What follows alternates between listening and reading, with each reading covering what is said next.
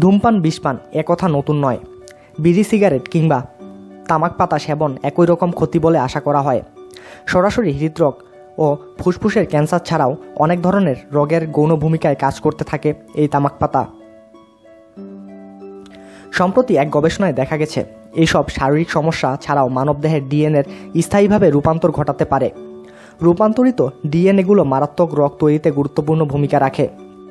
বিবিসিতে প্রকাশিত বিজ্ঞান সাময়িকীর এক গবেষণা প্রতিবেদনে এই উল্লেখ করা হয়।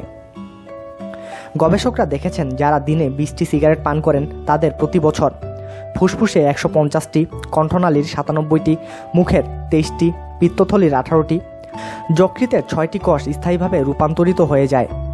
গবেষণাটির একজন পরিচালনাকারী অধ্যাপক স্যার মাইক স্ট্রেন বলেন, আমরা দেখেছি যে এই কোষগুলো রূপান্তরিত হয়ে ক্যান্সার কোষ নামের এক ধরনের ক্ষতিকর কোষে পরিণত হয়। যে ধরনের রাসায়নিকের মাধ্যমে ওদের এই রূপান্তর সেটি কেবল একমাত্র তামাকের ধোঁয়ার মধ্যেই থাকে। সরাসরি ধূমপায়ী অথবা পরোক্ষ ধূমপায়ীরাও সমানভাবে ক্ষতিগ্রস্ত হবে বলে গবেষণায় জানা গেছে। এ সম্পর্কে আরও বিস্তারিত জানার জন্য আমাদের সঙ্গেই থাকুন আর সাবস্ক্রাইব করুন।